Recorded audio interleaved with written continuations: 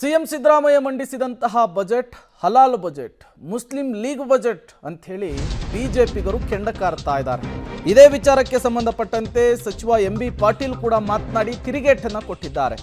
ಎಲ್ಲ ಸಮುದಾಯಗಳಿಗೆ ಪೂರಕವಾದಂತಹ ಬಜೆಟ್ ಅನ್ನು ನಾವು ಮಂಡಿಸಿದ್ದೇವೆ. ಹಿಂದುಳಿದವರು ದಲಿತರಿಗೂ ಕೂಡ ಬಜೆಟ್ನಲ್ಲಿ ಪ್ರಾಧಾನ್ಯತೆಯನ್ನು ಕೊಟ್ಟಿದ್ದೇವೆ. ಮುಸ್ಲಿಂ ಬಜೆಟ್ ಅನ್ನೋರ ಕಣ್ಣು ಹಳದಿಯಾಗಿದೆ. ನಿಮಗೆ ಮುಸ್ಲಿಮರಿಗೆ ನೀಡಿದಷ್ಟೇ ಯಾಕೆ ಕಾಣಿಸುತ್ತೆ ಅಂತ ಕೂಡ ಪ್ರಶ್ನೆ ಮಾಡಿದ್ದಾರೆ. ವಿಜಯಪುರದಲ್ಲಿ ಸಚಿವ ಎಂಬಿ ಪಾಟೀಲ್ ಬಿಜೆಪಿಗರು ಮಾಡ್ತಾ ಇರುವಂತಹ ಆರೋಪಕ್ಕೆ, ಅವರು ಕೊಡ್ತಾ ಇರುವಂತಹ ಹೇಳಿಕೆಗೆ ತಿರುಗೇಟು ಕೊಟ್ಟಿದ್ದು ಹೀಗೆ.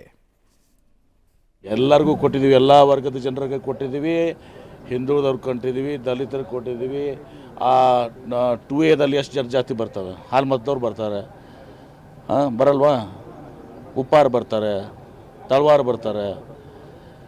ಬರೀ ಮುಸ್ಲಿಮ್ದೇ ಯಾಕೆ ಕಾಣ್ತದೆ ನಿಮಗೆ? ನಿಮ್ಮ ಕನ್ನಡಿ ಏನದಲ್ಲ, ಹಳದಿ ಕಣ್ಣುಗಳದಾವೆ. ನಿಮ್ಮ ಉಳಿದವ್ರಿಗೆಲ್ಲ ಬರ್ತದಲ್ಲ, ಅದು ಹೇಳಲ್ಲ.